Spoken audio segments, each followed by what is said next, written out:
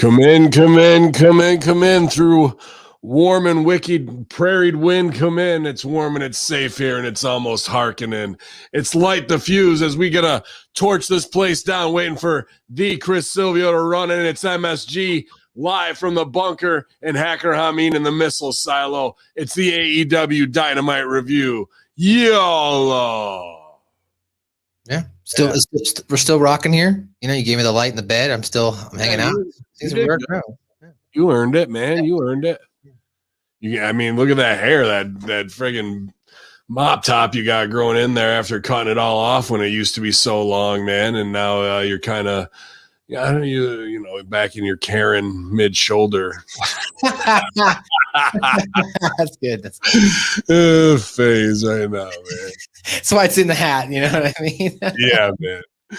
No, I get it, dude. This beard is out of control, bro. Like, to try and sleep with it now, and like I roll over and it'll be under my arm to I just like snap my own neck. It sucks. So you never know, dude. When's the next beard versus beard match? Can't come soon enough. But hopefully I feel maybe, you know what it is? I might turn my headphones down because last night the mix was so bad on SmackDown again, bro. So bad that I had to turn my headphones on because they had the crowd noise up during everything. But it's the Super Park Trailer Visor of the Year award winner, Mayor Sexy and himself. How's it going, buddy? San Juan, Tijuana, take your mother to the gangbang. How's it going? I don't know about that last part, but congrats on the new gig, man. I heard you just got up to weekend trailer park supervisor. So I did. Make sure to get all the garbage out and you won't have any issues. Oh, yeah. We got to get all those piss jugs out of the fucking trees. That's the next thing we got to do, man. But I don't know if you even know that one. That one was Dr. Dirty John Velby. Tijuana, take your mother to the gangbang. It was an old fucking. What is that, punk rock? Dr. Dirty was like early 80s. I mean, he's probably still touring now. And he made, like, when Stern was on WPIX and stuff, and it was like dirty tapes and shit like that, like kind of even before, right around when Dice was really taking off and shit like that. And that he's actually that's from a movie he was in. I can't remember. I think it's an early Tom Cruise film, but they're in Mexico and he's playing the piano. But dude, that guy had a following. He probably still does have a following, and he just used to make like dirty songs and shit like that, and get hammered every night and play piano at the bar and do all that shit, man. So that sounds beautiful. Hey, have you guys seen that this week? The female like teenage punk rock group, the Linda Lindas, that have been getting some airplay and TV time? I haven't seen them. I'm out of touch. It's this group of like high school girls. 3 of them, I believe, are Asian American, and they're related. And then one of their friends is part of the band, and they wrote this song called Racist Sexist Boy, and they just recorded it in their library. They were just kids. They recorded it in their library, and it went viral. So they've been doing the rounds all week. Like, they've been on Kimmel and various shows. It's not a bad tune. Oh, good for Linda them. Lindas. The Linda Lindas. I'll definitely check. Maybe we'll go home, we'll steal their song, and we'll throw it on the end of this. So pretty sure it's not copyrighted yet. So whatever. It hasn't stopped me before with anybody else's shit. Yeah, man. Good to see you, Sil. You look great, man. Fucking jacked and tan. I got to get down to tan, but I've been working, man. I've been trying to eat right. I haven't boozed all week or nothing, and I watched 4 hours of wrestling last night. So, yeah, dude. But there, I'm sure there's some news because there was a little bit of a buzz that's non-AEW related, but a tough week last week, you guys. I mean, Sil, you were at Muscle Beach doing the thing. I was glad to see you guys having your float party. It looked like a lot of fun and a well-earned day off out in the sunshine. So it's good to see you this week for sure, man. But last week when they moved to Friday, bro, 525,000, bro. Like, yikes. What is last night going to yield? You know what I mean? And just some things we could have done differently, and also coming off of All or Nothing, Part Due, Stadium Stampede, what have you. Like, This guy's cutting promos on Nick Khan, a nameless, faceless guy, instead of billboarding his own show and thanking the fans for being back and taking the opportunity to be the big baby face while WWE is doing these cuts. Instead, he sells and comes off even, like more like, what are you doing? And then the numbers hit here. We've been demoted to TBS. Like, scary times, man. 525. Is this going to be under 500 this week? I think it'll be somewhere around the same 5 to 6. And I saw that promo on WWE's Nick Khan. That was interesting. I'm just wondering, like, what the thought process is. Like, I could tell he was acting. He was trying to play whatever the character he plays on Impact is. But I'm just wondering what the end result is. Like, I wonder if in his mind it was like when Bischoff challenged McMahon to a fight on Nitro, and the fans bought the pay-per-view thinking it might happen, but it never did. How about this gimmick, so?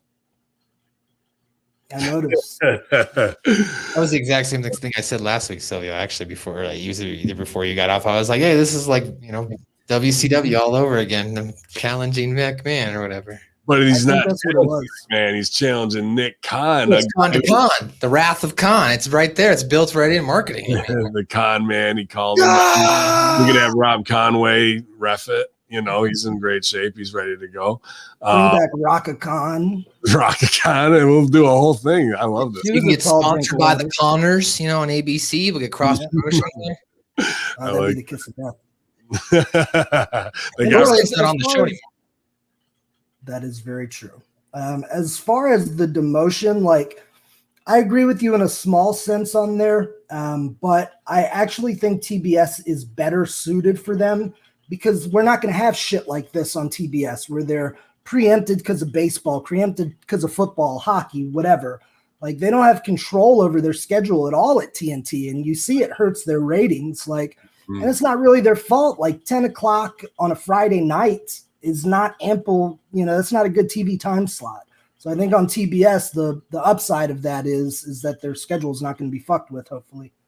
But now we have to gain back what we lost from 800,000, where we were at 1,000,001 on those one or two shows, and we're 50% lost. That is a tough hole to dig yourself out of to get back to 1 million, unless you got some real tricks up your sleeve, which they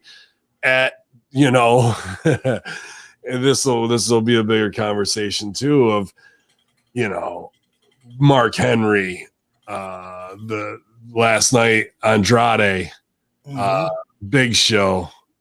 Who else was the one of the most recent ones? Henry. Who's that? Christian. Yeah. Like, and Cody, the original mission statement being, we want to develop young talent and da-da-da-da, you know what I mean? We're not interested in people want to come out of retirement or picking up who got cut from there.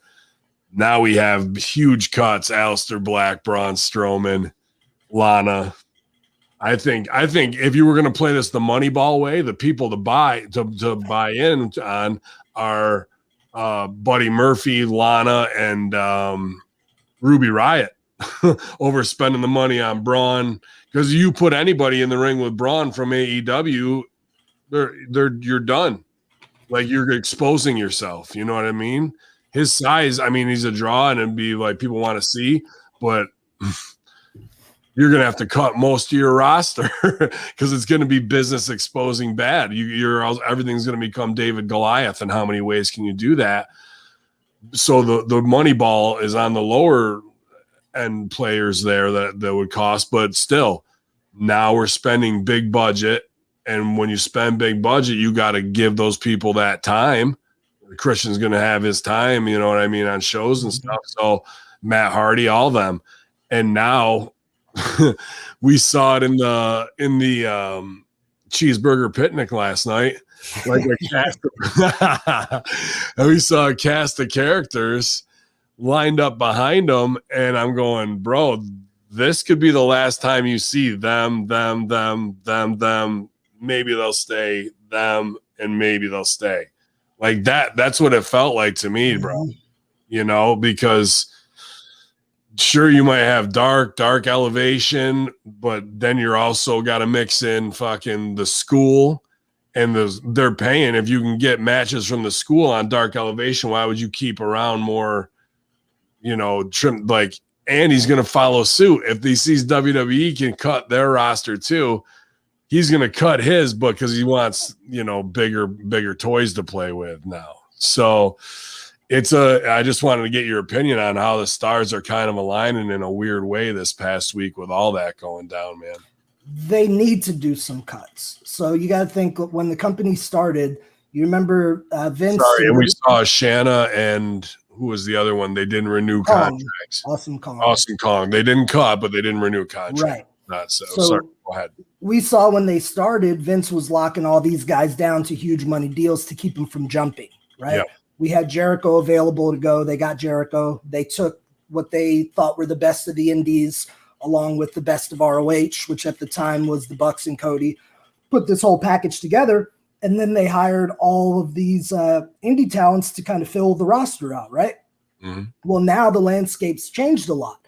There's a lot more players available. So as we all can see, I'm not going to necessarily name names, but as we all can see, a lot of the initial roster either didn't get over or wasn't put in a position to get over and are just kind of hanging around now. So I think you could take a good 10 or 15 of those talents that you're not really doing much with, cut the losses on them, thank them for their time, and then you can afford their indie rates up. They're going to make money on the indies. They're going to make more than they ever did because they've got the AEW brand on them. Yeah.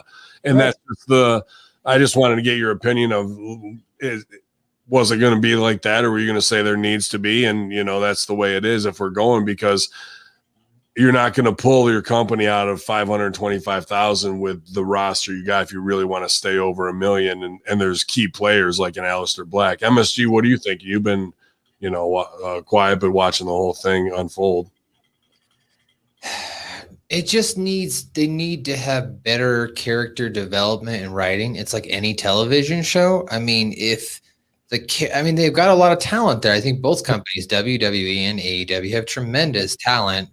But the backstage people there that are putting together the format for the show, how it's being laid out production-wise. Yeah, this show had a rough layout too. This show had good stuff laid out in the wrong spots. So there's no ebb and flow with it, right? I mean, it'd be like if I turned on, I watched The Flash at work. It'd be like I turned on The Flash and like The Flash had the fight scene right at the beginning of the show, and then the rest of the show was them telling me about it. I'd be like, well, okay, well, what's going on here? So sometimes it's like that, or sometimes they do a really good job and they build it up really well. There just isn't a lot of consistency we've seen. And that's both companies. That's both companies, absolutely. But to Silvio's point too, going back to the TBS thing, maybe having that, I don't know, place where you feel like you're not going to get kicked out and you can actually create and develop storylines. Maybe that will somehow give them the confidence to maybe push forward with that. Maybe their concern has been trying to navigate around the schedules of TNT, looking ahead at things.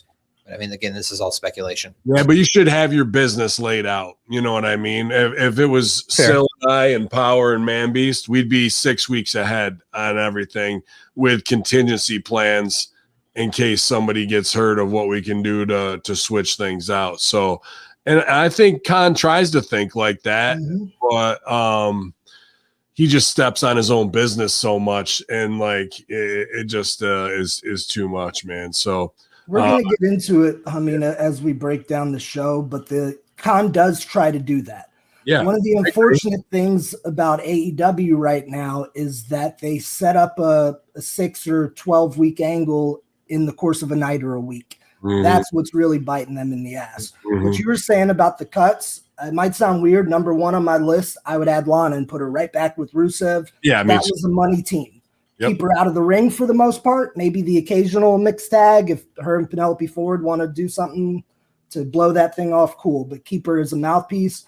I would not bring in Braun because he does not fit AEW. I think the fans would. You remember 10 years ago when Cena was really hated as a babyface by the casual WWE fan?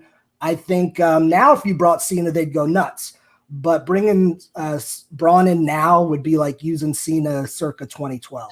I also think to that, Silvio, I mean, you can't, you can't forget that just over a year ago, Braun Strowman kind of shat on the indies itself. So those fans are the diehards, and those are the ones that are watching AEW and Impact, right? Yeah, I forgot about that. Some people were memeing about it, but I don't even really remember that happening. And like, he was just like, when I got to Florida, dude, I was in my car and all I had was my money. You want to do your GoFundMe's and you get out there and work really hard. When he was doing all that shit. Yeah, brother. Yeah, I just heard too much too fast, and that was the issue. And then he's posting last night fucking lyrics, like, if I leave here tomorrow, will you remember me, on his fucking Instagram. It's just like, what's going on? For Braun Strowman is like, I don't see in the United States currently, I don't see a place for him. I think he'd be great in Japan. I think that'd be the spot, dude, to be honest with you. But this guy can do whatever he wants. He's got to get his head screwed on right. So, I don't think he's going to be too hard up for a while. He'll be in Fast and the Furious 10. So. Right. Yeah. Why not? He'd be a monster heel versus Cena and something. That's an easy payout. When I first heard about this, I thought for sure that you were behind it, Hamin, because nobody expected Braun Strowman to be released. I was like, I did. Finally got a hold of Pritchard. I absolutely. A lot of this stuff is not big money contracts with Khan cleaning house to set stuff up for the deal, where everybody now wants to play fucking Wall Street liquidator. It's going down. Everybody knows what's up. A lot of this is because of people's mental deficiencies and exposing themselves in the locker room because of social media payback for not being what they've invested in you being.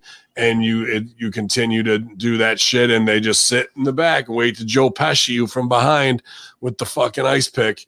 And that's what this is. That's what the Aleister Black thing is as well. Probably payback for the wife. They brought Serena back in to like entice and like give him the hope spot right after doing all that. And maybe you can stooge it. Did Jimmy do those animations? I don't know. I have not spoke with him about that. Okay. But regardless, they just spent X amount of After Effects production hours, studio hours. They just started the feud with fucking Big, right? He caused the finish, and then boom, he's gone for what reason?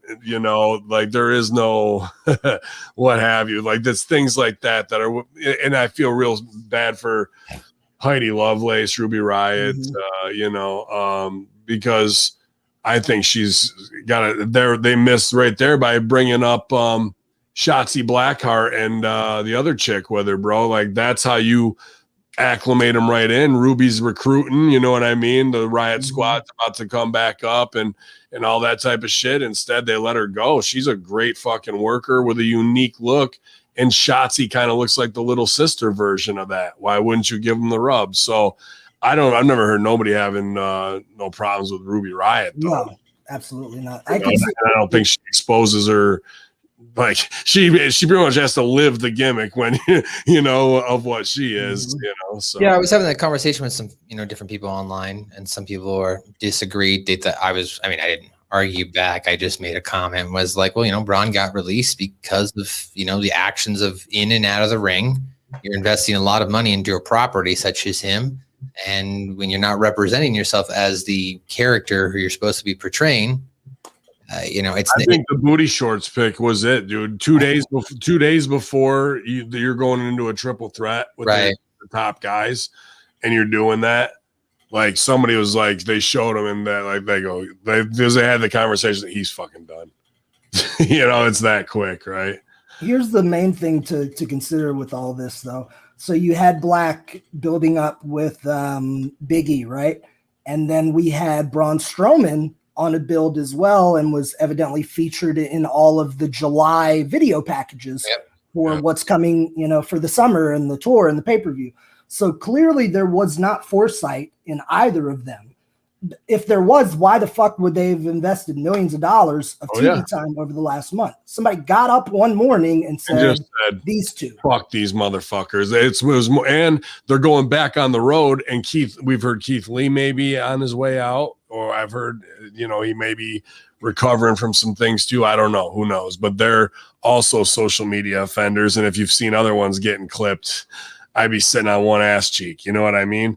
And then, and Braun and Keith Lee are fucking draws for the house shows. Like, just to see them is impressive, but you don't even got to have them wrestle. Just a little kid to see them is people buy their ticket for that.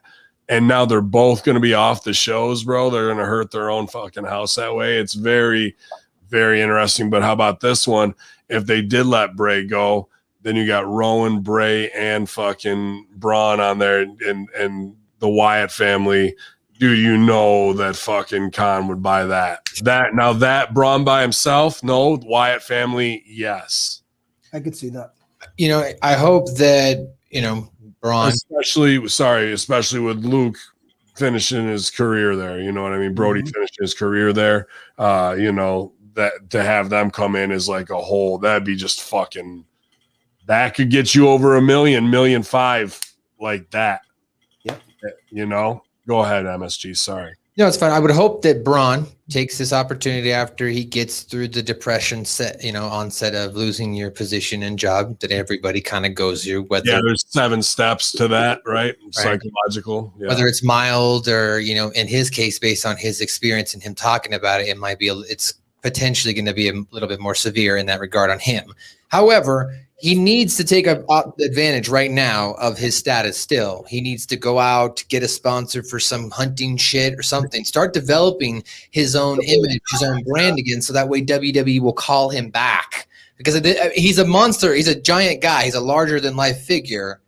And if he can go out and improve his brand image and make WWE call him back, isn't that the saying? You want WWE to call you, not you go to them. That's what I do got a feeling though. He will be back with almost in a year's time, because there's just been so much invested in him. Right. If this was like early 2000s, they would have just sent him back down to OVW, right? Like they did with the Big Show. But there's no OVW or non-OVW televised, if you will, to send. Yeah. No. This is. Well, that and Rip Rogers would have laid into him if they sent him. Yeah. Well, he wouldn't act like that if he was. That's what I'm saying. To start with. So, but yeah, man, it's going to be an interesting time. And the only thing I can think of that's really going to save them and kick out is Wyatt family going there. I also think that WWE should if they're going to fire shots at Nick Khan stays in the dark, but you make Rollins into a Master Shoot Theater knockoff version of Tony Khan. I think he do that on TV. Yes. Oh, he could pull it off, bro. Yeah. Actually, that would be good. He could pull it off. Because what he's got now with the douche suit thing isn't working. And fucking let's do a little some banging on each other right here, because both of their ratings need it. Raw had a 116 in the third hour. Brutal. Unbelievable, dude. Let's go to the next. I got another story here. Impact and AEW Summit is set for next week's Impact Wrestling, and there's a stipulation added to the match. So the official Impact Summit has been announced for next Thursday's Impact Wrestling, which will be the go-home for Against All Odds. Slammiversary sold out, heard quick. As noted, AEW President Khan will be on Impact next week to talk about possibly adding Sami Callihan to the Impact World Title match between Kenny Omega and Challenger Moose at Against All Odds, making it a triple threat match. In an update, Impact is now calling that segment the Impact and AEW Summit with Khan, Don Callis, and Impact Executive Vice President Scott D'Amore. And then in other news for next week's Impact, a no disqualification stipulation has been added to the W. Morrissey versus Willie Mack match. And Impact has also announced Eddie Edwards versus the World Tag Team Champion Joe Dorian. Sounds pretty good next week for Impact. But that summit should be interesting. They're going to put Khan on TV, so he's going to come out on Impact like his character is. He's been on there before, probably, and act kind of like a douche. What a douche. What do you think happens here, Mayor Sexing? Does Sami Callihan get added to this Moose Kenny Omega match? Maybe Moose or Sami get the pin on each other. Kenny doesn't get buried. Sure. I could see that happening. What's interesting about this, of course, is we have the Joe Biden, Vladimir Putin summit, which I believe is next week as well. Or the very near future if it's not next week. So interesting timing for the summit thing. But I mean, I want to ask you about this one. Like, eventually, Impact's going to have to get back over, right? They came in, they got invaded. Omega won all their belts. They missed it. In theory, hang on, hear me out. In theory, Omega would do business for them at the end of this. Mm-hmm. So do you think that's going to happen? And what is that going to look like? It doesn't really matter at this point if he does or doesn't, but I think he will. But they just missed the opportunity, the main lock in the scene, bro. It was like we have the key in the lock and we can't do it. I don't know why. They had the casino battle royal number with the Joker card. Number one contender gets a fucking title shot. Who they have for the Joker? Lio Rush. Okay, why? When we need Crazy Steve, he could have been the Joker. That would have been a great. No, when we need Rich Swann to be the fucking guy, and Rich Swann wins it to come full circle to have him face Omega for the title. Now they can make it look like Swann's going to go for the AEW title and Omega can keep his heat by saying, no, it's the Impact one. Or you can make the choice of Swann's coming to bring the Impact title back home. And I mean, there's a couple different choices in there. But, dude, I'm like, here comes the bus. And then we're going to stop and get on. Nope. Whoa, right fucking by me, bro. Like, as an improviser where I just try and make things give that moment of closure where we can pull lights. Lio Rush, I mean, it's identical package and stereotype to what you would put out there for, the guy you really need, and then he botches his own spot and whatever is a rib. They'll probably put him with Mark Henry, but it's just, I don't know if he's signed. They haven't really announced that he's signed to a contract. Silvio, do you know? He's not signed to a contract. There you go. I did read a report he is signed at New Japan. That makes sense. But you see, like now, whatever they do, and like I'm Sammy Callahan's number one cheerleader, man. And when it came to Impact, dude, I think he's fucking done the best shit in wrestling there is in the past 2 years when it comes to the storytelling, entertainment side, pre-tape side, just great, and can back it up in the ring. Him doing like that, doing the Masato Tanaka Mike awesome job with Taz. Can we do that? Yeah. Will it work? Sure. And it does protect Kenny a little bit, but I think it should be Moose Kenny because the triple threat's going to water it down. Kenny goes over on Moose and then it's Callahan versus Kenny. And then fucking they take it home. And you could even double down on the business if you want and stretch it out to the time when 2CW reunion happens because Callahan's going to be there. And I bet Kenny will too because the Bucks are probably going to be there. So you could have some indie shit there where Kenny wins the 2CW title off of Callahan right after he drops the fucking Impact title on that. So because Callahan's had the fucking belt for 5 years since they closed. So there's a lot of like subplot storyline shit that could go on that's interesting. I just don't know how serious they are about doing business for Impact, like you said, especially with the numbers that they're drawing. 120,000. Like, and if your shows are only drawing 500,000, you got to be worrying about your shit a lot more than you do the other guy right now. House of Hardcore was drawing 500,000 on Twitch. My concern is that they're not going to put an Impact star over the right way. Like, I just want to see Moose win. To me, if I was going to predict it, I'd say Moose pins Callahan. Kenny Omega doesn't lose technically. And he just leaves and is like, I'm never coming back to Impact again, and we're done. And that's it. Don Callis is technically not the vice president anymore of Impact. Like there was that news that came out in the last week that he's now just a talent. He's a talented signed talent to the company.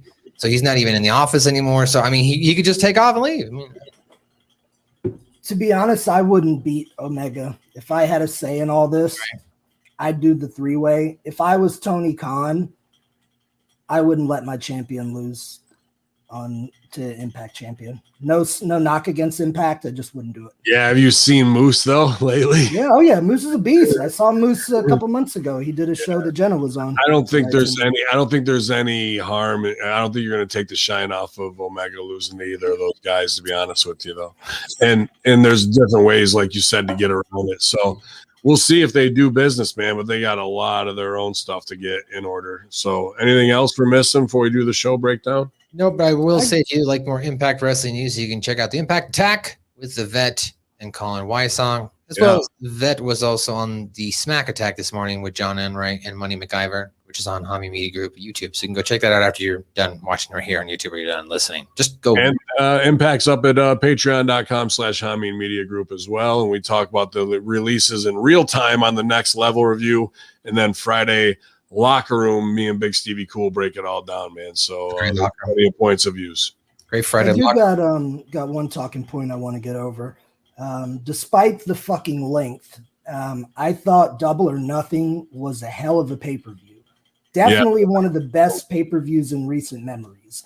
As far as action, stakes, the crowd being super hot. If it wasn't so long, they would have been hot all the way through. Putting Bucks and Moxley and them in the second spot was the biggest thing that hurt that. You know what I mean? Especially when they had the match later with Miro and those guys.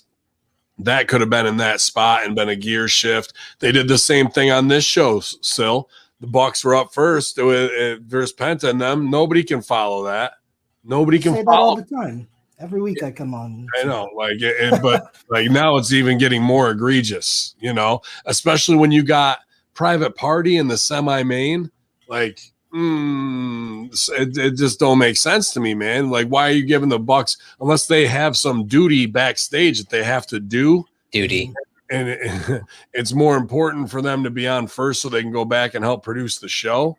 But now you're sacrificing the flow of the show for your production duties. You know what I mean? It's like, I don't know. That's why it's tough being Office and being a fucking draw at the same time, man. Like you're not focused on either, and both of them take complete focus. And I thought that match turned out really good. It turned into a spectacle. Go ahead, Pop huge for his hair, for fucking Nick's hair, by the way, too, with the pink.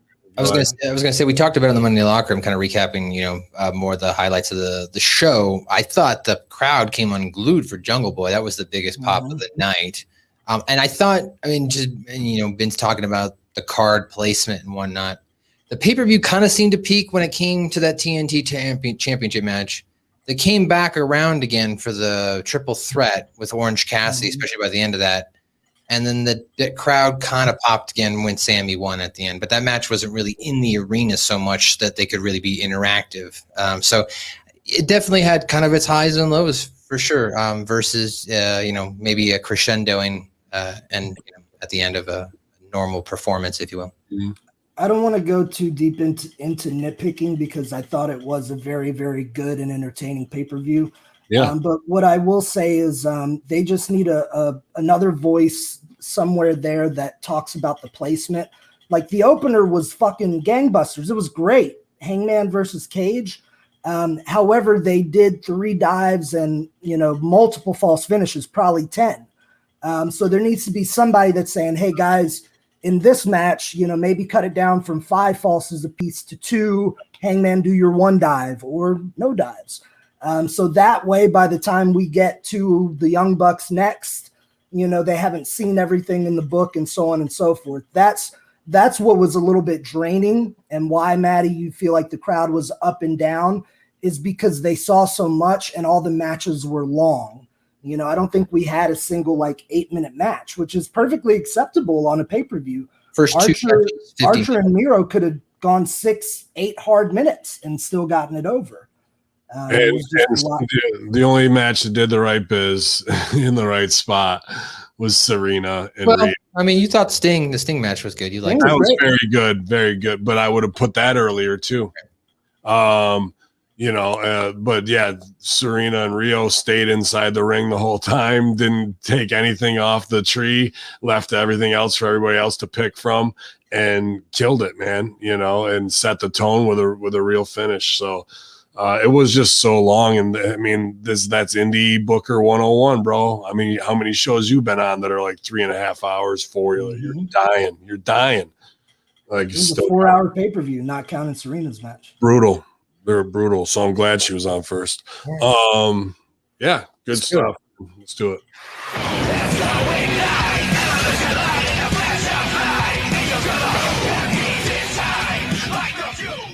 All right. AEW recap from June 4th, 2021, which was a Friday, as we talked about. Last week, they had 525,000 viewers. When anything comes on a Friday night, ratings don't come out till Monday, so we won't know till Monday what last night's show did. But it started off, as you already noted, between the Young Bucks taking on Pac and Penta El Zero Miro, a.k.a. Death Triangle.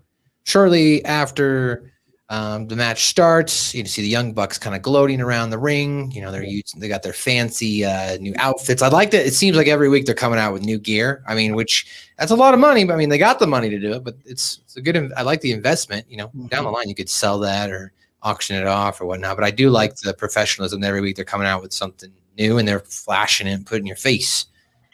So match got underway. You know, I can't really say anything was wrong with the match. The two teams worked really well together. They looked great. Silvio, what did you think of the match? I mean, ultimately, I kind of knew the Bucks were going to win because they're not going to have the Bucks, lose right now. But what did you think of the match? It was wild. I mean, it was what you would expect it to be in a Young Bucks tag match against guys like that. Right. Like I've said many times on the show, like Dynamite should have one of those matches per show and then another of another type, et cetera, et cetera. But no, I thought it was good. They got me on one false finish, even though I knew that the baby faces weren't going to win. That spot where Penta hit the package pile driver and Pat goes up and hits the red arrow or black arrow, whatever he's calling it. The other Jackson was so far out of camera range for a moment. That's a false finish right there. You're like, holy shit, are they going to put these guys over? And then you see, I think it was Nick Jackson that broke up the pin. So nice job on that. To Hamin's point, though, tonight, unfortunately, nobody could top this one. Sometimes the Bucks go out first, put on a barn burner, and then later on in the show, somebody else tops it or the main event tops it. That one was very hard to beat. Another weird placement for this card. Like, don't get me wrong, Nick Camarado and Dustin Bull Rope match, great. Is it because it's the gimmick? Is that why it's the main event? I mean, because out of nowhere, though, out of nowhere, we're having bull rope matches, bro. Yeah, he came out with it once during the Casino Battle Royale. That's where we saw Dustin with the bull rope. But that was the only why should we have a bull rope match? Let's just stop right here. Well, you could have a bull rope match as a payoff to end the feud, right? Payoff because what happened? What did I do to you? I don't know. You beat me up so bad that now I don't want to let you go. So we're going to be tied up to a bull rope so we can. That's one thing. When I was beating you up, what did I probably do to you? Probably tied me up. Probably, lassoed me up. Something. Choked you too, like around the throat. So, or as Jim Ross liked to point out, I remember a headlock. You know what I mean? Exactly. Yeah. So. There's like all that kind of shit is like we didn't tell any of that story. That's 4 weeks of story we just laid out right there in 30 seconds. So we're just having bull rope matches out of nowhere. Those guys should have got heat on Dustin. We should have seen that backstage. Their fucking dude gets him. He's choking him with something. You know what I mean? Maybe they fucking do zip tie his hands or some shit and beat him down. But the choke needs to be in there. And then Dustin does the Dusty promo or whatever, where he reintroduces his dad's match again, right? That his dad made famous. Exactly. No, that's a good point. So the you can't run, you can't hide promo. And when I'm at the end of this rope, you're going to be other and I'm going to fucking, whatever. Like we didn't get any of that. We just having bull rope matches. Fuck it. Are we going to have this conversation now? No. Well, hold on. Match? Yeah, go ahead. All right. So what we had was a 1 week, more accurately, 5-day angle. The bull rope on the pay-per-view in the Battle Royal, Camarado hit Dustin with the bell of the bull rope, getting Dustin to bleed and causing his elimination. Approximately 5 days later, without any real mention of that incident happening on television, they're in the main event in a bull rope match. And you could hear the crowd's response to that. And here's why. They didn't take the time to get the angle over to make you care about the bull rope match. So it's not the audience nor the performer's fault, that the crowd wasn't fucking going bananas the whole time. Had they taken the 6 weeks, not going, pump the brakes, buddy.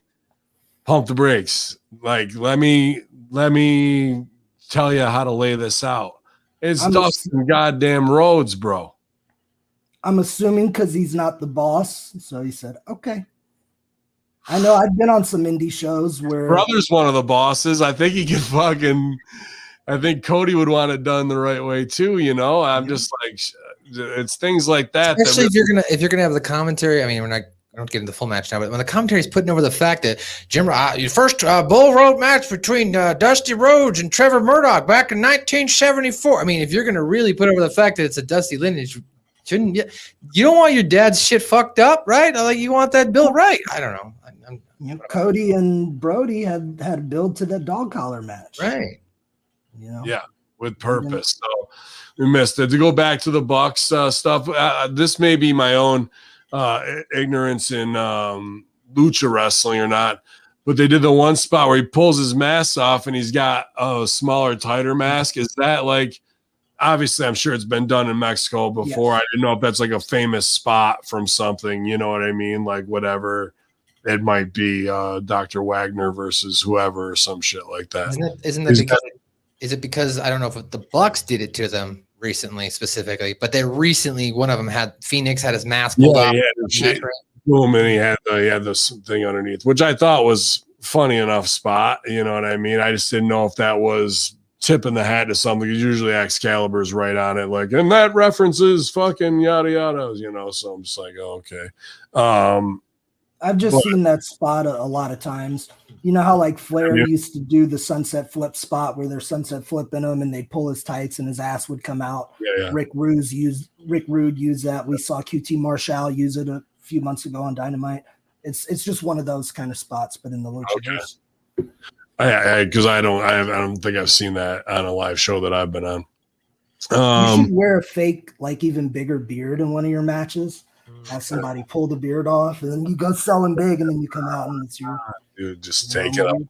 I'll cut it real quick while they're holding on to it. Or what you do is you roll your beard up under the fake beard. You have the beard versus beard match. You lose. You get it shaved, and then you just as you're walking out, pull it back out or something like that. I don't know. That's nice. You morons! Yeah, all along. You could never shave my beard. You never know what's me. Shortly after the match, we see beatdown of Pac and Penta. Pac and Penta. I'm sorry. Until Eddie Kingston runs out, jumps in, and scares him off. The Young Bucks, Brandon Cutler, and everybody retreat to the ramp. So this was stepping on the business, and this was weird. Like, it was weird. Like, now there's heat between Death Triangle, but these boys with Moxley. So are you in a crew? Or are you with Moxley's tag partner and got his back? Moxley's affiliated with Death Triangle. Is this a new squad? Like, who gives a fuck, man? Just let the Bucks be heels and go over. Like, that's commercial. Well, I mean, I think they do a good job. A little bit of explaining it later. I mean, they do, it's a backstage interaction between Pac and Kingston. Not really. He does fucking the enemy. My enemy is my friend, Sun Tzu. Yeah, you didn't like that? I was excited. I thought you would like, of all people, would have liked that. I mean, there's more from Kingston than that. That's what I expect a lot more. I didn't mind it though, because he technically, if we go into the annals now, the AEW history. I mean, Pac and Penta were in his crew before. I'm sorry, not Pac. Penta and Phoenix were in his crew before Pac came back, right? So, I mean, it's technically my former best friend. He mentions it. So I kind of like that. I didn't mind it. I don't know, man. It was sweet. It seems forced to me. Really? Because I think do you think it would have been? I wouldn't have wanted a long, drawn out promo like we gotta come together and we gotta do this. Like I wouldn't have wanted that. I liked the enemy. I don't think he should even be involved. Is my point. Like he shouldn't have come out. He's got business with Moxley. He's elevated over there. Fucking if they really need him as a cavalry member, then you wait to do it at the right time to come back. And Kingston and Mox are coming to help or whatever. To just step on these things that are business. The business is Bucks are up heel way over fucking top guys to retain their title and give them more heat. Them running out to do that kind of stuff and like but where was my friend? Isn't he the third guy in the thing? And like, that's just way too much and complex. You gotta kiss, keep it simple, stupid, and fucking commercial, bucks up, heel way, too sweet me, bro. You know, that's it. I don't think we needed the business logic because they're setting up an injury angle Moxley where the Bucks injured Kingston's best friend. So I could see Kingston wanting to charge the ring and get revenge on them. If I were to do that, I probably wouldn't have done the Death Triangle promo later. I would have left it in the abyss so we could drive it a little further. But wasn't absolutely necessary. They could have just went to break after the 3 count. So following that, Mark Henry makes his first appearance in AEW. Shivani comes out, welcomes him to AEW, says Henry will now be part of the AEW news show on Friday called Rampage that will be starting in August. Henry is excited to be part of the AEW team. He promises to give it his all each and every week. Shivani asks Henry if he plans on wrestling too, and Henry says at this moment he's focused on commentary and coaching roles, but he did mention that he has a lot left in the tank. And then all of a sudden we hear Vicky Guerrero shrieking, yelling, excuse me, excuse me. She comes out to the ring, says she has an announcement to make, tells Mark Henry to get out of the ring. She says a new and generational once-in-a-lifetime champion is here, someone who's been champion all over the world. One of the best wrestlers in the world. It's Andrade El Idolo, a.k.a. Andrade from the WWE. He comes out to not really a big reaction. They tried to make it look like a big reaction. I don't know. Maybe the sound in Daly's place sucks at times. The sound in Thunderdome sucks, or the sound guy sucks. That's. And I saw the crowd, but then like it didn't sound loud. I don't know. Like it didn't sound as hot as when Jungle Boy won. I was like, well, I know it can get loud in that place, but like. I don't know. I wanted more of a reaction. I wanted either a harsher boo or more. Oh, dude, it was as bad as could be. Like you couldn't have done that. This was the worst done thing on the show. This guy is super talent, right? Looks like a movie star coming off WWE to beat everybody to the punch to get it signed. So he knows what the fuck is up. And another talent that's going to take spots from Indie Crew. Dude. You do 3 weeks of pre-tapes of guess who's coming and fucking, you know what I mean? The game's about to change, whatever the bullshit's going to be. You don't just march them out with Vicky Guerrero like a sexy Eddie Guerrero stunt double for credibility to step on Mark Henry's shit. Like it really didn't flow the right way. And whatever he's saying about being the best, like, oh, he's here to change the game, is he? Okay, well, we'll see you versus Murder Hawk, and we'll see you versus, like, what crew is he going to make and be in? Is he going to take fucking LAX from the inner circle and, be them again? Like, that's what's coming. And to march him out with Vicky was like, what? Like, this guy should be a star standing on his own, with anticipation built up. So much like the bull rope match, out of nowhere, it's Andrade, everybody. Hey, Silvio, Colin thinks Andrade should have come out as not Andrade Idolo, Andrade Flair, F-L-E-I-H-R, spell it differently and take us not bad. WWE. Did you hear this from Busted Open? His job is to push you. I was going to and I'm going to tell that story to a lot of the guys on AEW, even though I'm not Rip Rogers. Like nobody is. Nobody is Rip Rogers. Thank God. Thank God there's only one Rip. But thank God Rip Rogers exists. I'm not going to be him. My philosophy is different, but my standard is the same. His job is to push you and coach you. Right? And then I'm going to tell that story. Well, tell it, bro.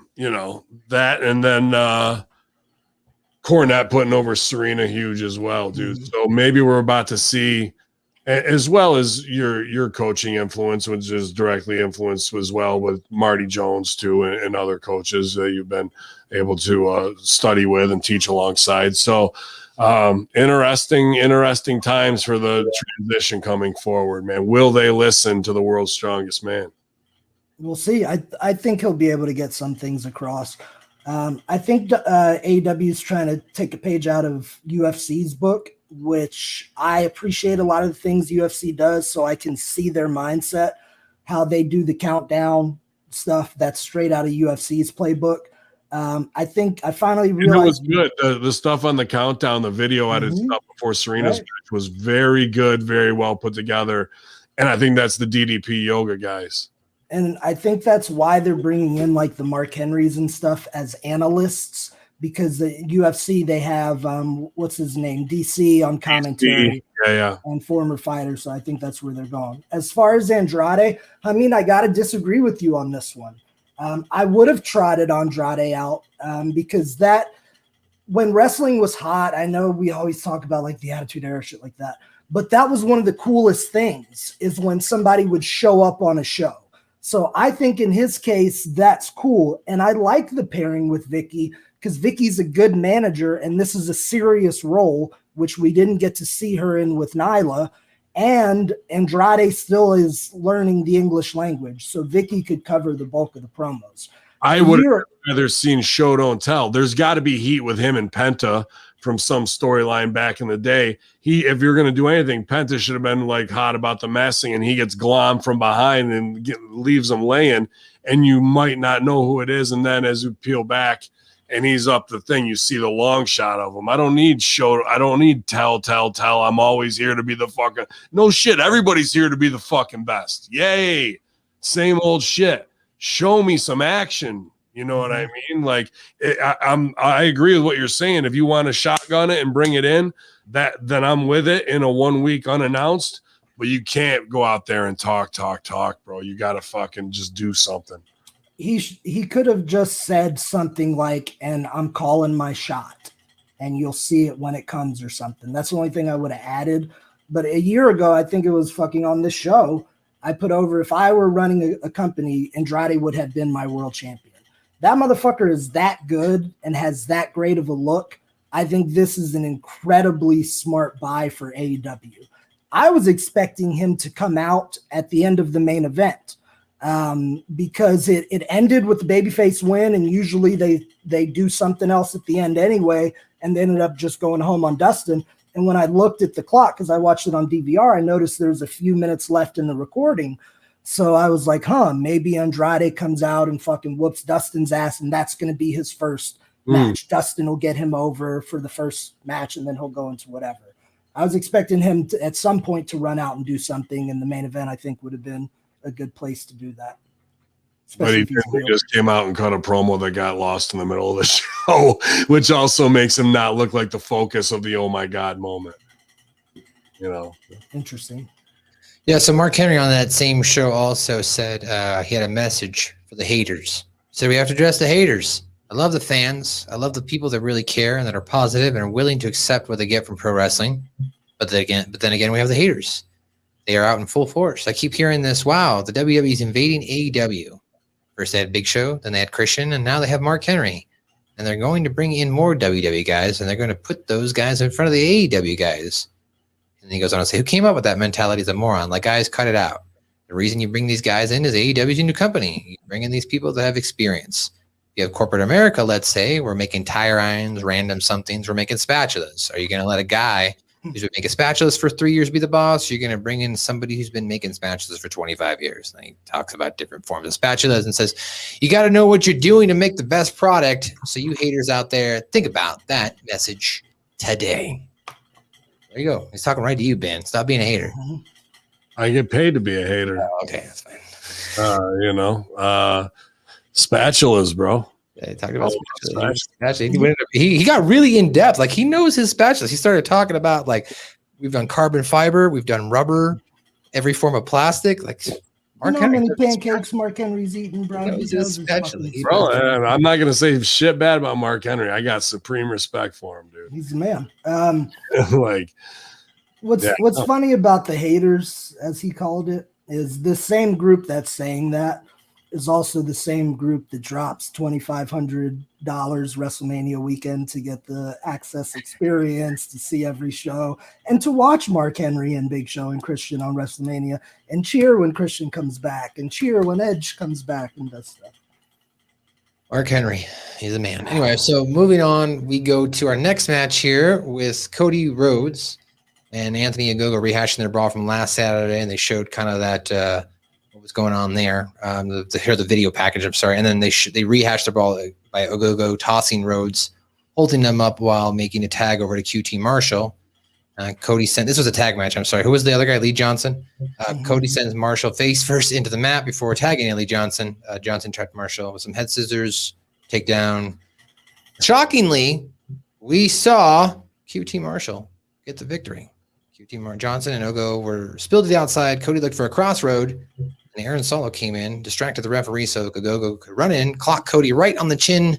And QT Marshall, the legal man, picked up the pinfall victory, and they kind of made a big deal out of it, or at least, I mean, the announcers kind of acknowledged, like, wow, QT Marshall, upset victory. And then QT Marshall grabbed the mic and was like, you didn't believe in me, Tony. Cut a promo about him winning. So Cody Rhodes and Lee Johnson did not win here. Anthony Ogogo and QT Marshall did. What do you think, Mayor Sexian? Maddie, what caused Cody to lose that match? He got punched in the chin. What have Hamin and I been saying for the last 4 weeks? You gotta punch him in the chin. They'll look great. If he would have not just done the body shot, I got to put over he did a good job at the pay-per-view. I'll give him credit. But if they would have had him just knocking people out, how much cooler would that have been than the fucking Austin Gunn bloody gut spot? Yes, I like that. Fucking knock his ass out. Only thing I didn't like about the finish was Solo coming out. It just added another unnecessary moving part. They could have done a simple ref draw with QT and Lee Johnson, where the ref's looking elsewhere and set it up somehow with one of the partners. The ref's out of position. There goes Ogogo, clocks him. QT falls for the pin. I don't think we needed Solo involved in that segment. But I liked at the end how QT gloated and talked some shit to Shivani and claimed credit for the whole thing. Crowd seemed to be pretty into this one. Lee Johnson, I always thought has a lot of potential. I want to see some more character from him and see some more realness and fire. But not a bad match, an interesting finish. I mean, yeah, man. I like this match actually too, especially with the knockout and heels up. Right business got done. If they would just keep putting Cody over, these guys would be dead in the water right here. So the right guy needed to get his heat back after the pay-per-view, and QT did really well, man. This is probably one of QT's best performances. This match was a little too long for me. I was even watching QT. His footwork and positioning for camera was OVW good, in my opinion, dude. And I also, there's things I wouldn't do in my matches. Well, maybe I would, I guess, depending on the opponent. I won't say never, but how he'll take something and come up on his toes and do the knockout up on his toes so he can be there for the neck breaker. Like super kick up on your toes, run by neck breaker, I think was the spot, something along those lines. It was on him to not stand there flat-footed and be on the cell. There was a couple really intricate things where I was like, that was pretty damn good, and I will probably steal that if I have the opportunity. So, people can say, one thing I don't like, though, is when on the mic, he's like, there's a cross between Tony Soprano and da-da-da. I'm like, don't call the characters out that you're trying to emulate, like, you have the feeling of that, like somebody and bless JR on that, but like he's probably like, well, tell me about your character, tell me what it is. He goes, well, it's kind of like Tony Soprano meets who did he say? Can't remember who the other Killer Carl Cox. Yeah. And like, okay, but don't that's the feeling I need you to get across, not say I stole from these two guys, put it together, and now that's what I do. It's like, that sends a chill down my spine. But JR is gonna do what he does. Gonna JR. Yeah. Also on this show, I think you guys have gained some credibility in me being kind of the old school aficionado. Something will happen and I'll reference it back. Yes, in '78, Funk did this angle with whatever. Killer Carl Cox, I'm familiar with his name, but I can't remember exactly what was meaningful about him. So if I don't know it, I'd be pretty sure that the AEW audience has no idea who Killer Carl is, and maybe some might even not know Tony Soprano. That was a while ago, and these are young people. Yeah. I'll give JR credit for one thing in this match, though. He redeemed himself over the Andrade debacle, where he's saying Andre and then trying to say El Idolo.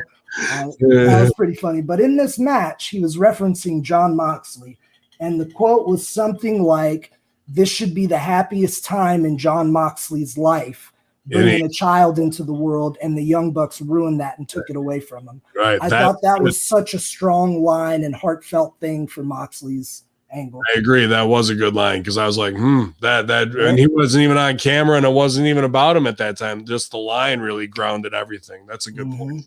And Conspiracy Horseman, you've been throwing this one out into the ether for months now. Moxley's out on injury from what happened to the Bucks. What's up with that? From what there's been some releases in another place. Yeah, You've been floating a theory out there for months and months now. I wouldn't doubt that you may see him. I mean, I don't know, when is his contract up? Can he just quit and go? Well, he entered in May for the first Double or Nothing. So in theory, it's been at least a year. And we haven't heard anything about a contract renewal. I don't believe so. Yeah. I'm not saying I don't think that's what's going to happen, but I know you've been floating it out for a while. Yeah, I wouldn't doubt that he might come back, man, because we need a big name opponent for Reigns for SummerSlam. Maybe that was the Braun trade as well. Like, fuck, we're bringing Moxley in. We got to cut it somewhere. Oh, God, bro. They made enough off of Saudi blood money to fucking retire 100 times over, let alone what they got from NBC for the cock and fucking all the stocks they trade 2 weeks before the end of the quarter, every other quarter, and cash in $2 million here, buy back low, sell high. They got more money than they could spend in 10 lifetimes. And fucking, it's about the fuck yous and getting things prepped. But that's interesting. I wasn't even thinking about Mox coming back off of that with the injury. And maybe that is why now, like, I may redact what I was saying. Maybe they are trying to tie Kingston back into Death Triangle because he's on his way out too. What do you think, Maddie? The obvious case would be Moxley's probably going home because Renee's about to have a baby. Yeah, that's what I think. I just think they wrote him off for a little bit, so he takes some time off to prepare for their child. And they're going to put Kingston, the enemy of my enemy is my friend. You don't think that you'll see Moxley at SummerSlam? No. Okay. I don't. Killer Call Cox, for those interested, Gerwig is his real name. Herbert Allen Gerwig began his career in 1956. Rumors were that in 1957, Cox earned the name Killer when he performed his famous finishing move, the Brainbuster, on his opponent by holding him upside down for a period of time and allowing the blood, of course, to rush to the brain. He had some notable singles. He was a notable singles heel runs through the 60s. He was a top of the card fixture, battling well-established favorites such as Mark Loon, Spiros Aaron, Tex McKenzie, Dominic DiNucci, and Mario Milano. Enormous numbers from Australia's ethnic community turned out to support Arion, DiNucci, and Milano, and Cox risked riots at every appearance. He also, him and Iron Mike DiBiase defeated Pedro Morales and Ricky Romero to win the WWA World Tag Team titles in 1967. He also defeated Buddy Rogers to win the NWCW North American title in 1968. Also went by the Menace. I can go on and on, but there's a little bit history on Killer Call Cox. I'm sure there's a lot of history on him. He's also from Amarillo, Texas, so I bet you Stevie Ray would know a lot about him because he knows a lot about the Texas wrestling history. And if you'd like to hear more about that, you can go to patreon.com/StevieRayTV. I read all that to get to the plug, by the way. That was what I was doing. Good. Well earned. Yeah, thank you. So we go on to our next celebration, if you will. We look back at the Stadium Stampede match that saw the Inner Circle prevail over the Pinnacle last Sunday. And this leads to the Inner Circle's victory lap celebration is what they called it. They came out, of course, now they're all wearing cuts. So apparently they're a biker gang with no bikes. But they came out, and Chris Jericho begins the segment by surprising the fans with free T-shirts. So you get a T-shirt, you get a T-shirt, everybody gets a T-shirt. There was apparently T-shirts under every seat. The crowd roars in excitement. Jericho hands the microphone to Sammy as they congratulate Sammy for being the guy who brought home the victory. The Inner Circle. He says that the 630 splash he did at the end of the match is something he's been practicing for years.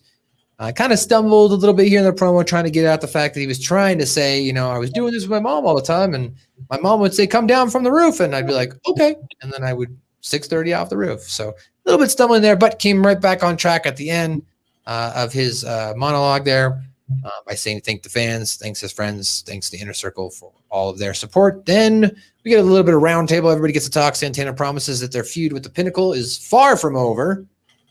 Jake Hager then makes a challenge to Wardlow for a MMA-style fight in 2 weeks in a cage on Dynamite. And Jericho concludes the segment by promising that he'll beat MJF for all the carnage he's caused him. The Inner Circle will never forgive or forget. And then they, of course, flip everybody off. The biggest thing I took away from this is Vince Russo's ideas are coming to life. We're getting a real MMA match on wrestling shows. Am I wrong? Are they going to work it? I don't. They got to work it. I think it's got to be worked. Yeah, it's got to be a worked MMA match. But still, Russo is always talking about that. Just let them go out there and fight. Well, there you go. They're going to go out there and fight, apparently. So, what'd you think of this segment? I thought it was a little long. I thought Jericho's promo was just tad too long, but it was good. I mean, Jericho. I'm not going to shit on it. It's fun to watch him have to baby face. Yeah, it's a little I like watching heels who are natural heels have to turn on the juice to baby face when it flows through them so naturally to be evil. And they all had to do it. Hager at least got to come in hot, and I liked that. I hate standing in a line now you deliver your lines. Now you deliver your lines. And LAXs weren't genuine, and neither were the kids, Sammy's, and they were flubbing lines, and they're all standing in a line. Jericho smiling. At least they had the T-shirt bit, but I popped because I knew I was going to say this. Imagine being all those indie workers who are Jericho's fucking chorus or whatever. You know what they were doing for an hour and a half before fucking the show? They were getting Jericho to sign it so they could hawk it on eBay. They were all putting T-shirts under seats through a whole goddamn stadium.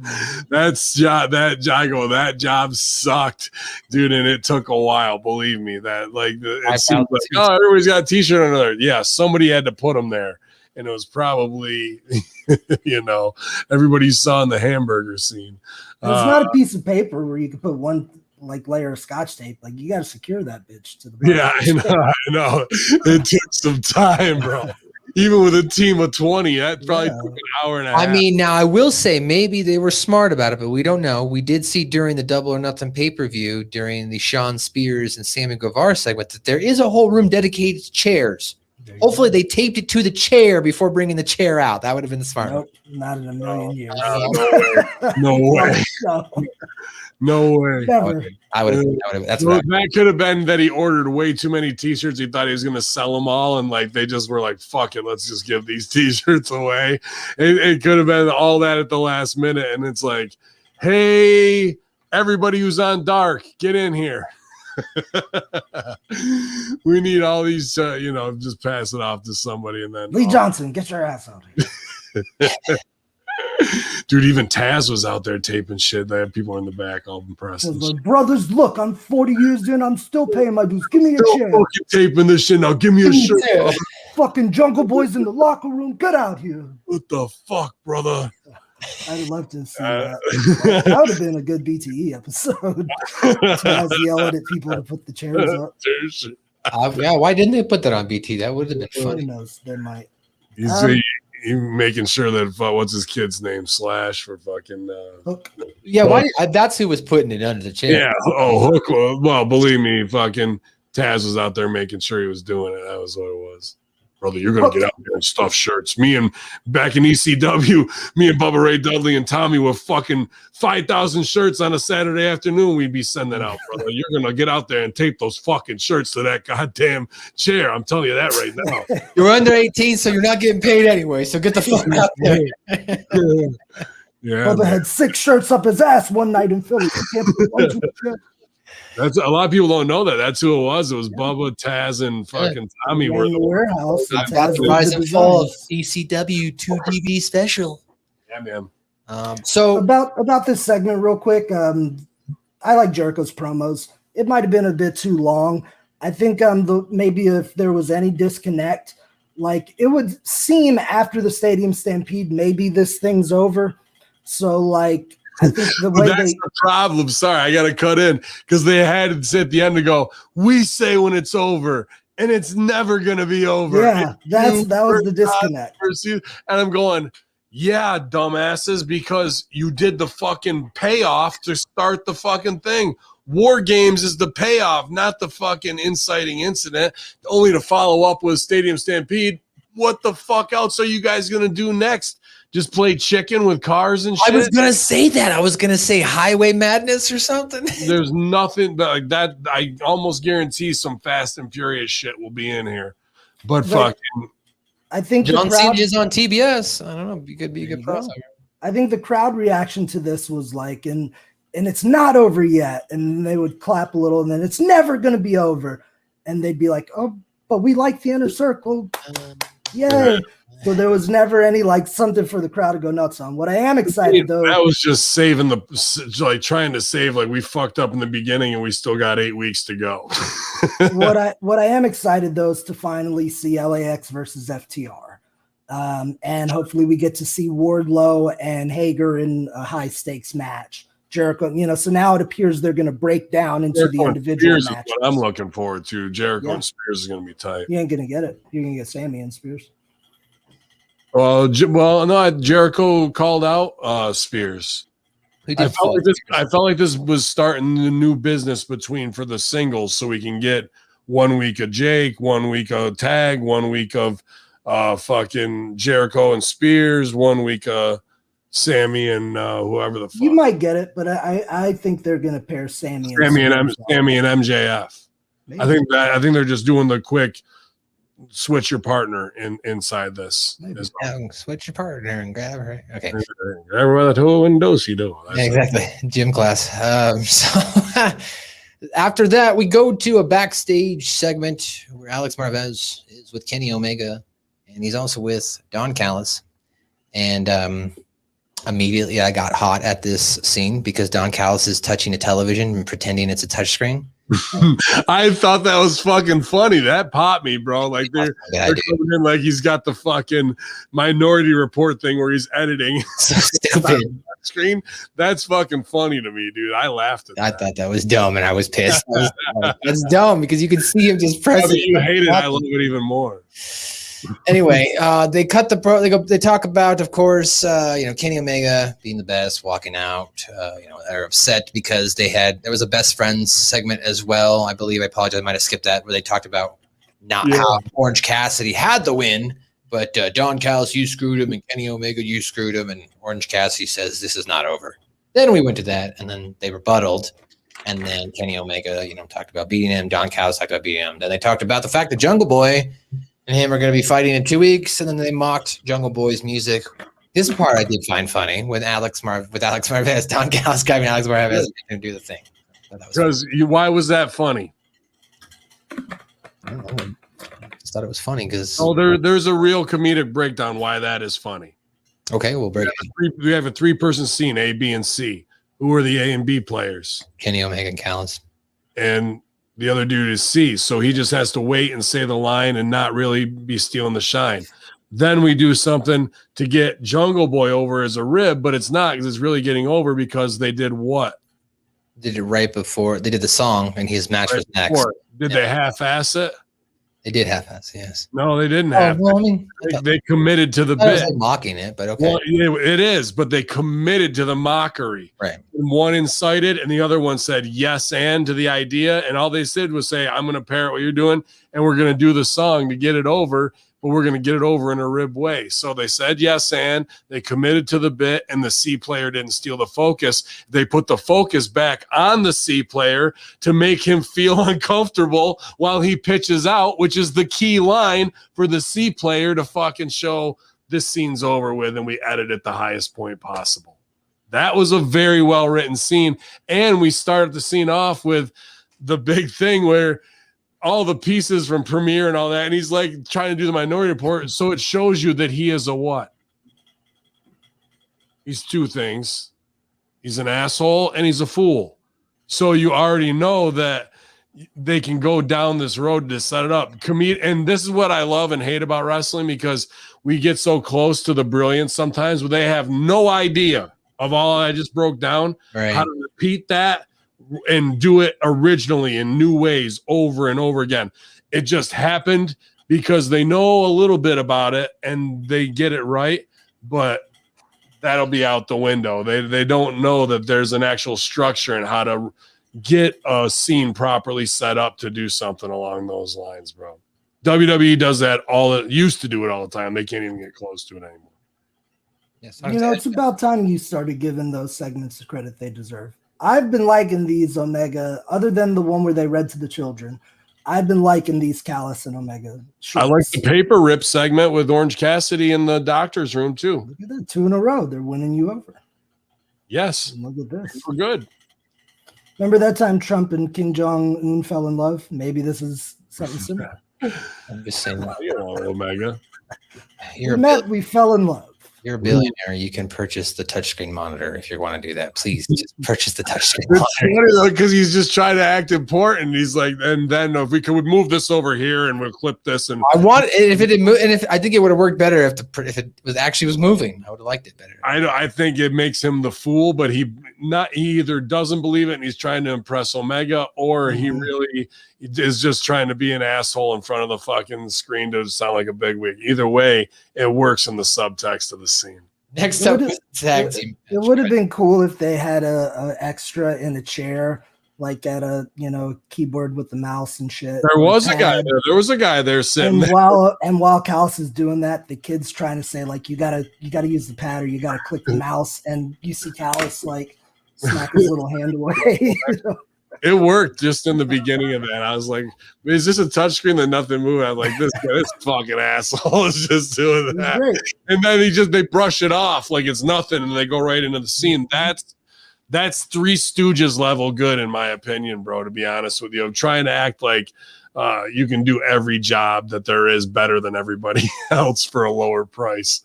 Well, you're going to get what you get. Well, Howard Brothers. Yeah. So following that, we had Christian Cage and Jungle Boy taking on Private Party of the Hardy Office family. Why did this not start the show? And that was the first time I figured out what the Hardy Office family meant, HOF. And I was like, oh, Hall of Fame, and that makes sense too. So anyway, they have a tag match. We kind of knew who was going to win this match because they're not going to bury Jungle Boy after winning the Battle Royale, and that's what happened. Jungle Boy pulled off the victory. He hit the snare trap on Quen, and Quen tapped. That's his submission move. And the winner of this match was Christian and Jungle Boy. Post-match, Christian and Jungle Boy. Jungle Boy runs to Cage's aid after he starts getting beat down, that being Christian. Yeah, man. I mean, this was a good get over, but I'm thinking like it doesn't mean shit after the Bucks did the tag. You know what I mean? Comparatively. So why is it in this spot? And we could have even opened with the pre-tape with Omega on the show with that too. You're gonna move that whole chunk and then come right into it. Dude, Hardy Party, obviously these guys got a fucking ton of athleticism. The wearing khakis and club clothes to wrestle drives me absolutely insane. Like they were going to the club afterwards, so they wore it on the pay-per-view. It's like wearing club clothes in the ring looks like you don't take wrestling seriously. Like if you're wearing street clothes as your gear. John Cena got away with it for over a decade, though. I mean, his was more like fucking a thug parody Navy fucking Old Navy costume. It's still off the street though. Jersey shorts. I mean, that's stuff I was wearing. I wear fucking BDUs and a t-shirt, but I have chic boots on and fucking gauntlets. And, yeah, definitely. Time to go. But like, dude, like you're not gonna like, hey, I showed up for my wrestling tournament and fucking now I'm just gonna wear my street clothes and fucking. You are if you're Private Party. So I'm telling you it's a bad look. And Maddie, there are rare exceptions to wearing regular people's clothes in the ring. And it makes things mean more. Yeah, go ahead. This is not one of those. I know. I'm just bantering to banter. But God bless him for fucking doing all that shit in khakis and a polo shirt. Right, dude. I mean, yeah, so I say you're going to rip the crotch out of some pants is what you're going to end up doing, learning how quick khakis go. Because I, as a manager, have done it myself, just getting shit canned on stuff. I split my pants in tights once wrestling Cliff Compton, and I didn't, for whatever reason, I forgot under tights that day. so I was free balling under my my long tights. And I just remember being down on my back I feel like selling. you remember this fucking You way. might have seen it. I just remember being down on my back selling, and my legs are apart, and I feel a draft in my undercarriage, and I'm like, what the fuck? And then I touch skin. I'm like, oh fuck, Cliff is gone. Somebody got a nice shot. The worst I ever had was That's how Silvio met Jenna. I'm just kidding. He was in the crowd. I was doing South Pacific. There's one spot in the fucking there's nothing like a dame where all the dudes have to fall backwards and you like land and sit so you can do the big jazz hand fucking bit. And then you got to kick your leg up and over. And like the dude was sitting on my pants, like the crotch of my pants in front of me. And I kicked my leg, dude, from like one side to the other. You couldn't have ripped the whole thing out anymore.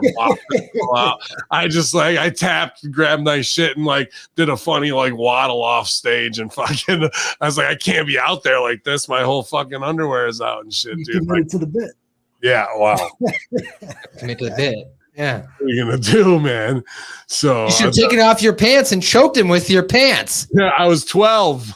I was 12 playing a fucking 19-year-old solder.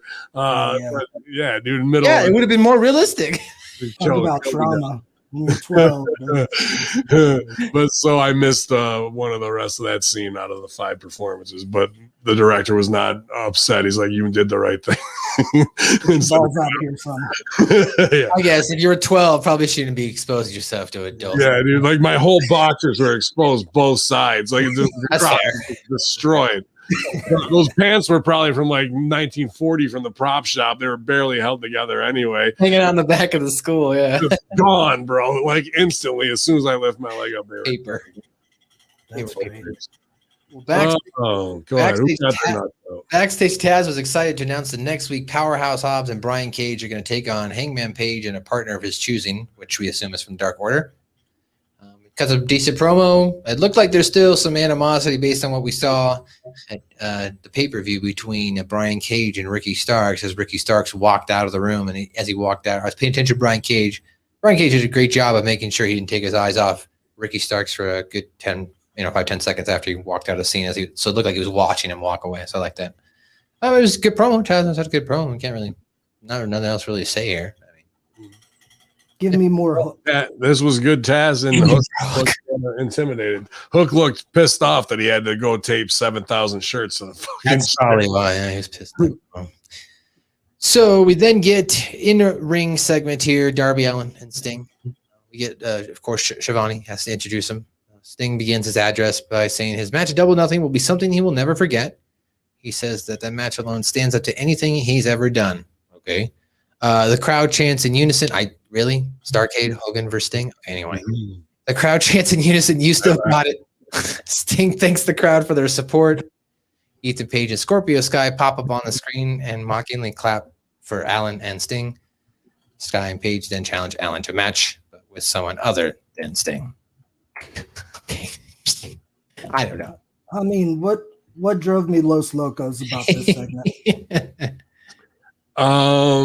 Well, first probably Sting taking the mic from Shivani, and then Sting getting Sting actually did get to talk, so I figured you'd like that. He did get to talk, and I was digging it. And then I'm like, all right, now Darby's gonna talk. And then Darby didn't talk and do shit. Dude, Darby had zero energy. Like that was the time of pass the mic. You gotta fucking do. Shivani's the C player. We have A and B. The B player did not fucking match the energy and say yes and to the game of the A player. That's his time to actually shine. The crowd is up. You still got it. You do still got it, Stinger.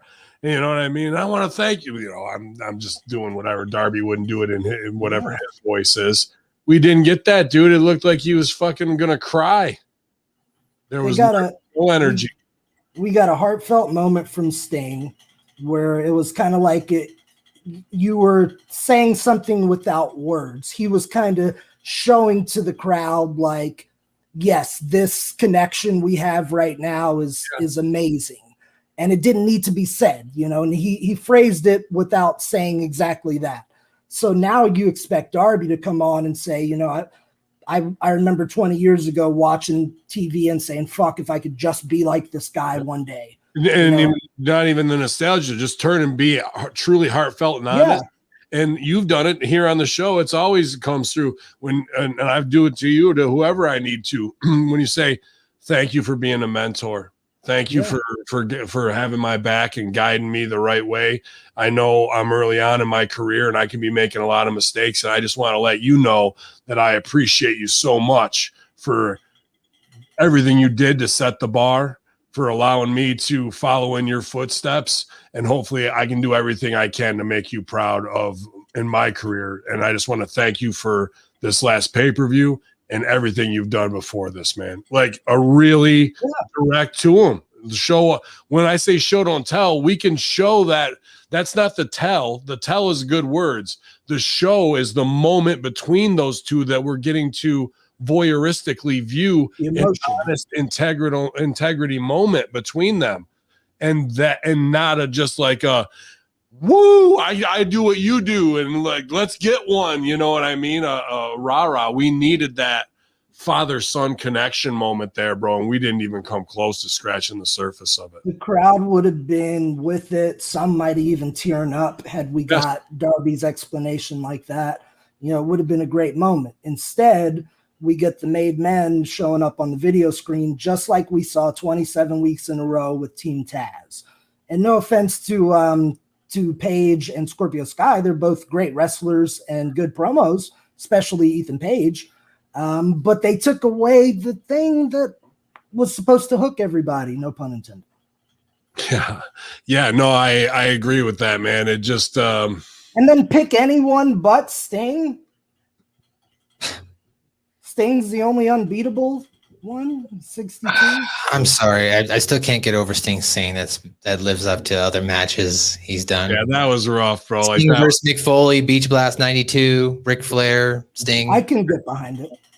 Clash of the Champions, 1994. It might not live up to drawing box office, but he could easily make the honest argument that he never thought that he'd get the opportunity to be in front of fans again and have another chapter in his career. And this time it's more fulfilling in his twilight years of wrestling that, that a lot of guys never would get to experience. And he's thankful that you guys still love him. That's why Ric Flair cries on command, like a lot of that same shit to pluck that string. So, judging it how you are, you're not wrong by any means. You know, draw wise, fucking peak of wrestling. I'm just thinking wrestling match too. The humanization of Sting, which we were trying to do right there, it means something else. And what they really should have done with Darby, not to put over what I ever said in that promo right there, but the key is, what do those people want to say to Sting at a one-to-one level, thanking him for all the joy and entertainment they've given him throughout the years? And that needs to flow through Darby in an honest way that the fans connect, and it's their words coming through him at that point. And that is the real business of that scene, in the torch pass, the shine, the honoring, the mentorship, all I know is then Darby Allin better choose Dustin Rhodes next week, and they better be called Sting Squadron. Okay, I mean that's how Squadron. All right, I mean, these little caveats of like it can't be him. That's weird stuff. Like that's dumb. For Sting 6 years ago, he got hurt, and somebody told him, "You don't have a choice. You can't do this anymore." 6 years later, in his 60s. He came out and showed that he can do it with the new company, fresh new talent, and a hot crowd, and probably surprised himself along the way. From a performer, I get it all the way. And yeah, that's not Ric Flair, Starrcade kind of high level, but as far as human emotion and him as a man and a wrestler, I know that match meant a lot, because he was probably questioning himself the whole ride there. Can I fucking do this? Can I get through it? Can I dive off the thing? Am I going to get hurt? I think that was a special moment for him, and it came across. All right, well, moving on after that, after the segment itself, we went to Dr. Brit Baker's now 2 celebration parties. I don't know. It seems kind of weird to book 2 celebration parties on one show. Doesn't it? It is weird, Matthew. Okay. Kind of takes away from each celebration. Imagine having 2 blood and guts on the same show. Oh, we did it in Hell in 2 a Cell, birthday right? parties at the same time, right? So Brit Baker comes out. Not that she doesn't cut a great promo. I mean, she's phenomenal here. She thanks everyone for celebrating with her after her massive championship victory against the longest reigning AEW Women's Champion, Hikaru Shida, is that being her. So we got a couple people out there. We got Nyla Rose, we've got Vicky Guerrero, we've got Luther, we've got El Fuego, Rebel, Reba, Serpentico, and Helico, and his partner, what's his name? Shivani, of course. Apparently, I didn't know this, but I guess McDonald's hooked Brit Baker up with some burgers. That's why the burgers were there. I read that online. So anyway, after hooking her up, she then jokes to the crowd that everybody look under their chairs. You're gonna have coupons for hamburgers. No, there's no coupons for hamburgers. McDonald's gave me all the coupons, and I'm keeping them because I deserve them. I've been out here all by myself. No one else has been hit with me, and I like how like, no, I am. Yeah, that's perfect. Like you're playing a narcissist, then it's only you. And you'll pop for this, Sil, and I think everyone should watch it. There's a couple, 2 or 3 Disney things that I'm like, okay. But I had on the other computer while I was editing that Cruella movie, bro. It's fucking good. Good. That's good. It's good. The Disney movie Cruella? Yes. Oh, all right. The Cruella's the baby, and the chick who is the main heel is a supreme narcissist, and she was playing it much like how Brit was here, and it was very good to not even acknowledge Reba when we know. So Reba has that moment to react, and we are now endeared to Reba even a little bit more, even if she stays evil. We can still love her as the heel for. Oh, she made me laugh so hard at the end of the scene with Tony, and she's like, it's disgusting. Yeah, on my hands. Little gimmick on her arm. It's on my hands. It's disgusting, Tony. It's disgusting. And she's working her ass off right now to get in great shape. So no McDonald's for her, I'm sure. But the big thing here, of course, Nyla Rose spoiling the party. She is apparently going to be next in line to take on Brit Baker as she takes all the hamburgers and she's through the hamburgers. I was a little disappointed. She didn't watch enough New Day on the pancakes. She didn't really get a lot of cheeseburger picnic, Randy. She didn't really get a lot of distance with the cheeseburger chucking. Well, she's not used to throwing away cheeseburgers. Like I said, you for that. The rules were 1 cheeseburger per AW roster member.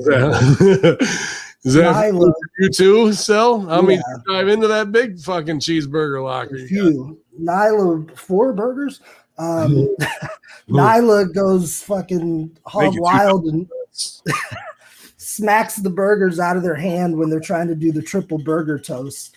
You know what when she did it, not to interrupt her, I'm sorry. When she did at the end, when she chucked it, I looked over in the crowd and there was somebody like that was ducking with burgers coming to her. I just thought that was funny. You know what I honestly thought as soon as I saw the cheeseburgers, I started laughing my ass off. So I knew, I was like, wow.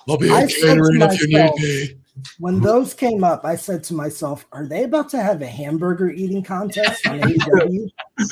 And then Dr. Baker comes out, and we saw the second. Britt did great in it, but the Britt killed it on the promo of like your eyes are right here, no matter what, and she looks phenomenal, dude. And it was good. And then I like the heel shit of like, oh, there's also this under your chair. No, there's not. No, there's not. You don't get anything, you big fat morons. The last thing you need is to be putting more hamburgers in your fat idiot mouths. The burger stuff was ridiculous. But I think there's a layer to it. I mean, I'd say you and I are pretty politically informed guys. Do you recall the infamous dinner that Trump hosted at the White House that McDonald's catered? And there's a picture of Trump with next to a table full of Big Macs. Yeah. And him right there. That's what he was serving for dinner that night to whoever was coming. There's hundreds of burgers. They always do subtle. You remember MJF when he was doing the 2020 stuff. Brit has had some Trump lines in and out before too. I think this was a play on that. Whether really, you think they're playing at that high level, huh? Okay. I believe so. Why else would you have a bunch of burgers there? You know, it was pretty much the exact kind of setup. Like I thought Trump's dinner immediately. I thought maybe once the McDonald's thing I'd heard that is because like like the other day, it's Velvet Sky's birthday, and it's been trending or whatever. So Cinnabon wished her happy birthday and stuff, and we're trying to get her noticed by Oreo to become spokesperson for the Velvet Oreos and shit.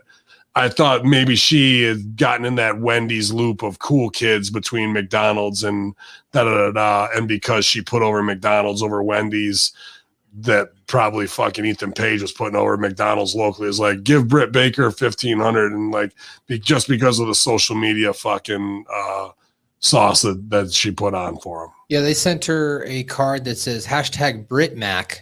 Congratulations on this accomplishment. Hope these coupons keep your fans well fed.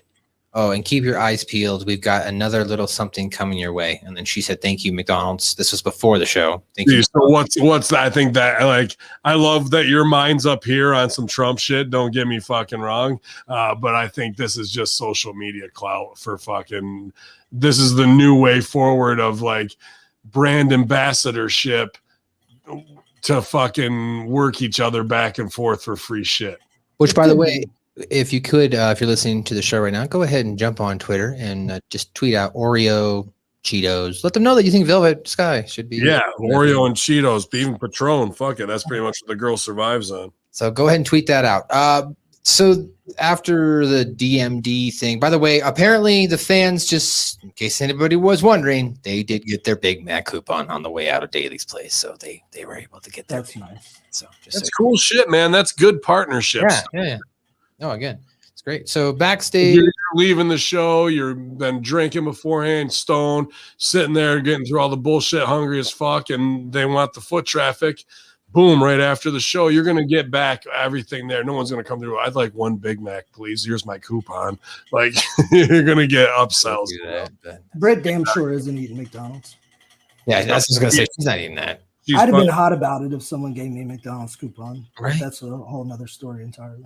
We already talked about the Kingston interaction. The enemy of my enemy is my friend. We then went on to Red Velvet with Kylan King and Big Swole versus the Bunny, who was accompanied by the Butcher and the Blade. A little bit of a quick. Why? Like this is tough because I like Pepper and Cherry so much as my two CW brother and sister, you know. But dude, look at Pepper. He looks fucking incredible. And he's a guy who is a perfect example of what they should be building from the ground up as their own dude. But now we're going to have Andrade. Now we're going to have Christian. Now we're going to have, you know what I mean? And if he gets to work with them and do business, that's awesome. But we got Bunny in the match with fucking Velvet here. Right? What's her name? Red Velvet. Red Velvet.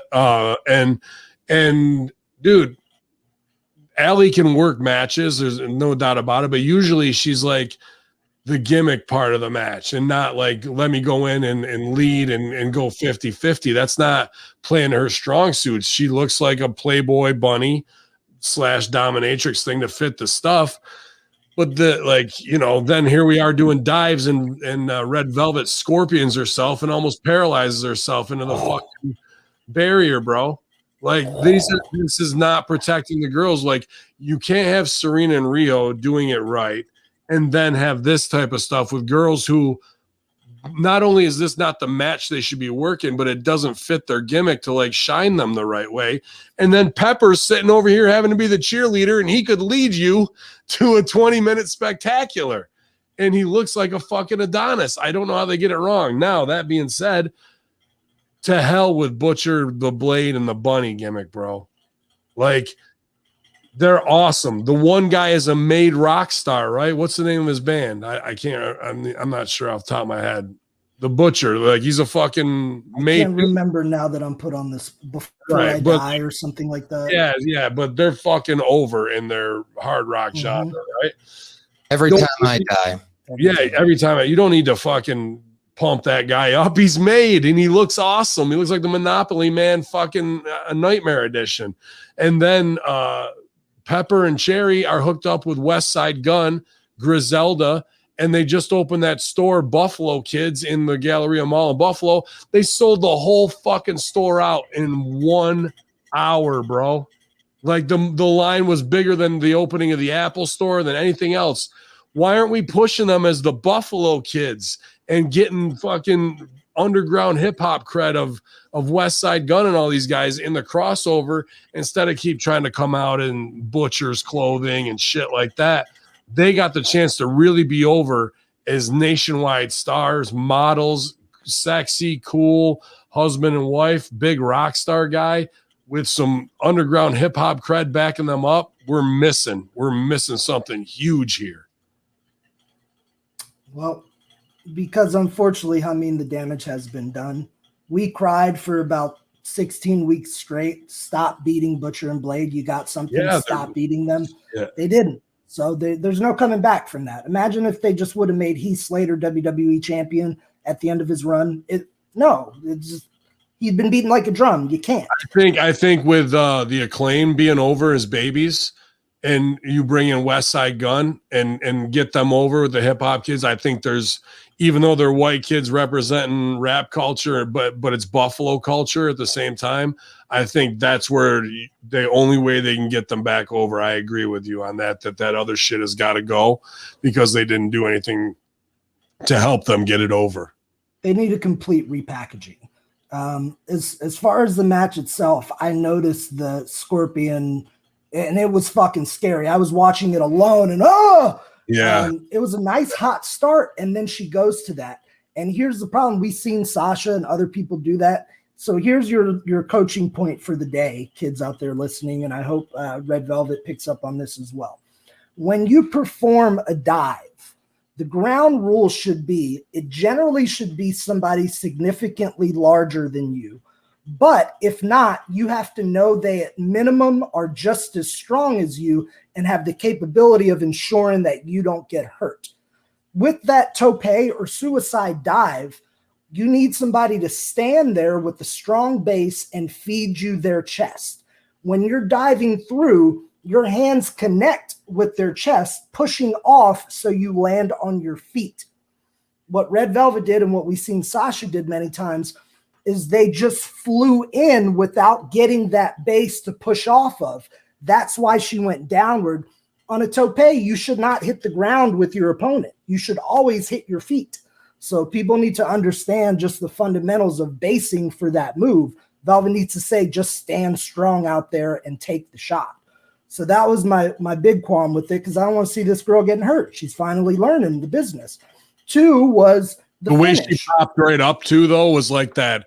I'm okay. Like, I'm in shock. I'm not okay. You know what I mean? Like, you had to. Yeah. You know. My other problem with this match is, so the finish, she's fiddle fucking around the bunny and getting some kind of weapon, brass knucks or chain or something. And out comes Big Swole, who we haven't seen on TV in 6 months, after getting a huge program build with Brit Baker, and then bye-bye. And then we see her with Kylan King, who's an up-and-coming wrestler, but who's also an underneath talent that I think is like 20 or something. So we went from Swole being like, hey, this is one of our stars of our division. 6 months later, next time we see her is that. What? I mean, what's going on? Dude, why is that not Jade Cargill's spot right there? Like, we're building up Jade Cargill, and her and Red Velvet have some shit back and forth online, and she's almost a smaller version of her. We should start building an entourage around Jade Cargill, and that was the spot. To have Swole come out of nowhere was like, no, you know, not that I think there's money on Swole too, but sure. Dude, that's, again, these things that happen at the end of matches that make no sense, that step in all the business. And this match was not the one for Bunny to be in, dude. I've seen her have awesome gimmick matches with my boy EMT, Super Beast, Eric Mohammed Timmons, where he's like 440, and, you know, like, she's doing the evade and chase, the kiss, and all that kind of stuff. Crowd going nuts. And then they actually did wrestle and had a good match back and forth, but it's the slow what it needs to be, not this fucking dude. If you're doing a dive on Bunny on the outside, you're fucking up. That shouldn't even be in your match, dude. It shouldn't even be in there. So I appreciate the great knowledge of how to base for those, the push dive, the ROH dive. But for them, no, just don't. There's no need for it. Nobody wants to see that from you. And also, bro, when we've seen Serena, Thunder Rosa, Hikaru Shida, and even now recently Britt Baker getting into that role of being able to do technical wrestling. And then you throw Bunny in there who's not known for that. Bunny's a worker. She's a good performer, tons of character, pretty girl, but she's not known as a Ricky Steamboat fucking technician. No. So once they've already seen the technicians out there, it's glaring when you put a non-technician in that role where it should be a technician. There should have been somebody like a Deeb, or a Britt Baker to get. Or I see Pepper coming out and I'm going, sweet, Pepper's going to fucking work. Got his shirt off and shit. No, Bunny's, the valet's working. Hey, everybody, it's Macho Man and Elizabeth. Get in there, Elizabeth. You're going to pull 20. What? This is where we're missing. Well, let's wrap this up here. We kind of talked about the top of the show in regards to the main events as far as the booking and lack of storyline. But to talk about the match itself, we had, as we mentioned, Dustin Rhodes taking on Nick Camarato with Aaron Solo out with him in a bull rope match. Excalibur had to explain, of course, what the difference between a bull rope match and a Texas bull rope match is. Texas bull rope match, you have to touch all four corners. In a regular bull rope match, you're just connected to each other and you beat the shit out of each other until you win. So these two did have a match. Nick Camarato, he got busted open. JR even mentioned at one point, this is going to be a make or break for the kid, when you're bleeding in the main event and you have to taste your own blood. If you see my name here, if you're watching live, I put it as I remember a headlock because JR pointed that out. God damn, put him in a headlock. Y'all remember a headlock?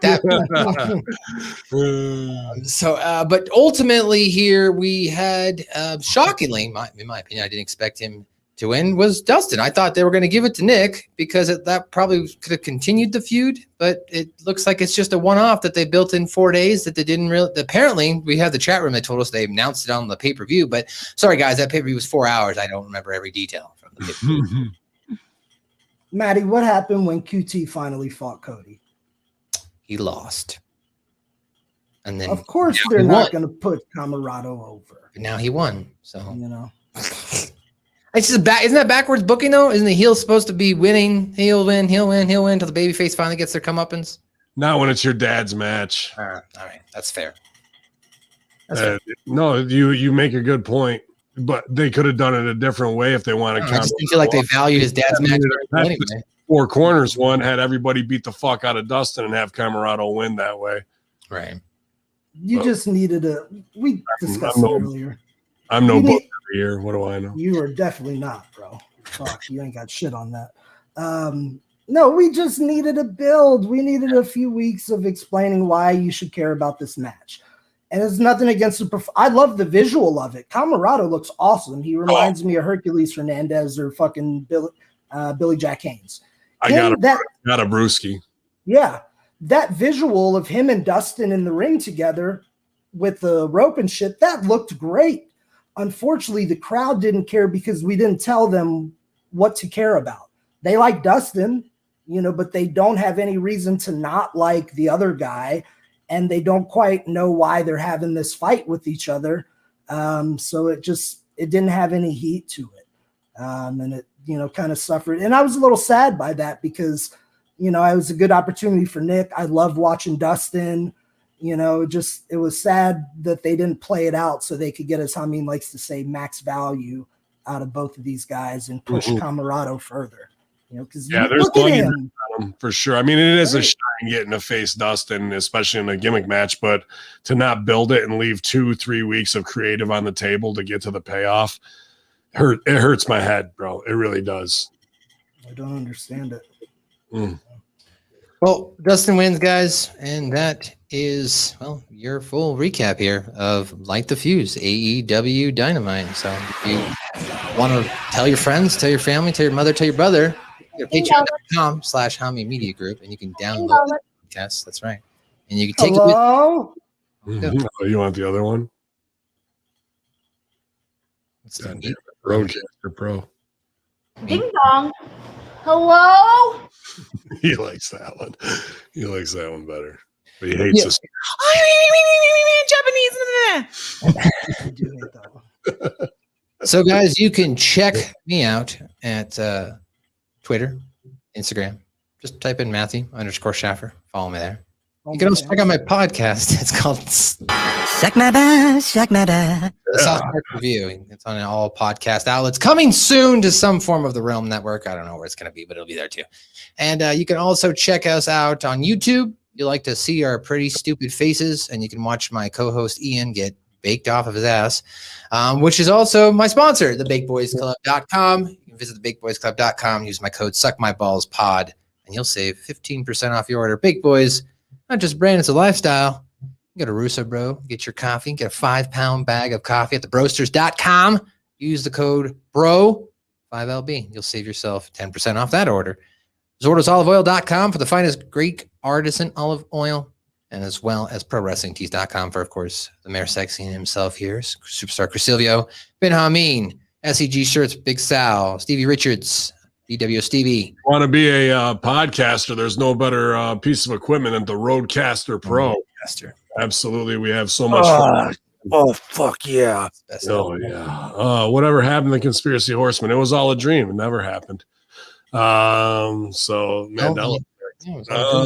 Yeah. But still, it's good to see you. You please give our best to Genocide, man. I know she's working hard.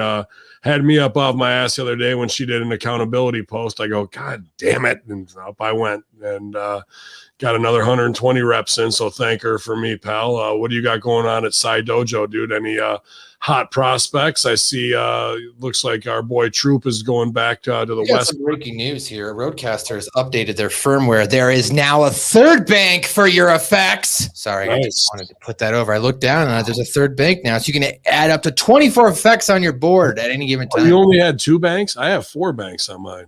Oh, really? So I only have 3. I have 4 banks, yeah. How do I get to the 4th then? All right, we'll talk later. Anyway, sorry. He gave you the Roadcaster Junior.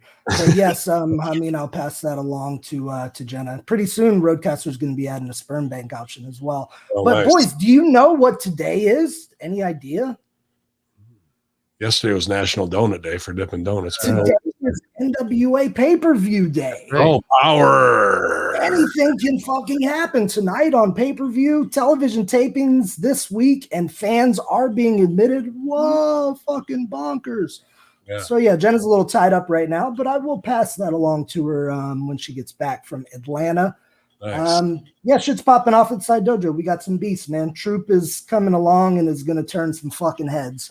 That one, I'm not even going to talk it up. I'm just going to let y'all watch the work. Nice. And you'll understand why fundamentals and the right way to train in pro wrestling are very important when you see a prospect like him. But yeah, if you want to come join the party at Side Dojo, either reach out to our HMG brand or myself via Facebook Messenger and get your ass down to Tampa.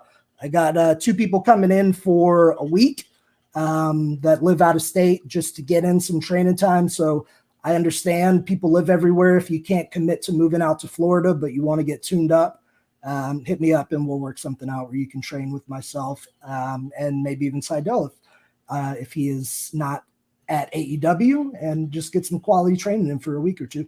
Awesome, man. We talked about the opportunity to be a journeyman or woman wrestler in 2021 just the other day, and you know how the opportunity is different. Because I was recording about developmental with John Paz, 2-man power trip, a new show we're going to be doing, and I said, you know, we sacrificed and moved to live like vagrants, but we loved every minute of it, performing live, doing TV, writing shows, training with Rip, having our mark jobs and living with each other. But now the sacrifice could be a year's tour around the country to Seidel Dojo, to Monster Factory, to OVW, to Dustin School, to Nightmare Factory, to Gangrels, to Vegas, to Sin Bodhi, to come back across and stop at Nick Dinsmore's school. You spend 2 weeks in each one of these on a world tour to a month and go and perform and show that you are eager to learn and Rocky Mountain Pro Wrestling as well. Right? in Denver. I mean, you could plot out an entire year of incredible training for yourself if you're really ready to invest in yourself and come out as the future of pro wrestling, because that model really hasn't been done before, because there was a territory system, but there wasn't a school territory system. And that's something special that's happening right now. But it's not that anybody's put it together. It's that those who are hungry for it need to put that together in their mind. And that could breed an entirely new type of wrestler that's never been seen before. So, go ahead, please. To your point, man, I was 13 years experience when I started training with Marty Jones in England. And when I made that decision to invest in myself and do that and pay a coach to train me, my game went up tremendously. So did my value as a wrestler. So did my stock in the international community. So deciding to make that investment in myself, whether you come to Sidoja or any of the great places Hamin named, is a fucking surefire way to get you extra knowledge and get your career to higher footing. Yeah. I don't know where my career would have been had I not made that choice, but I'm glad I did. Great trainers between Rip and Marty and plenty of others on his list of coming up through. But now imagine 5 years from now when somebody goes, "Hey, who trained you?" And the rest of us are going, "Oh, Rip and this," and you go, and their answer is Dustin, the Dudley Boys, D-Lo, Tommy Dreamer. like here's the list of guys I trained with for a year straight, bro. You know what I mean? So that's an interesting thing to me, man, for sure. But please go ahead. What's that? No, go ahead. No, what you got going on, Hamin?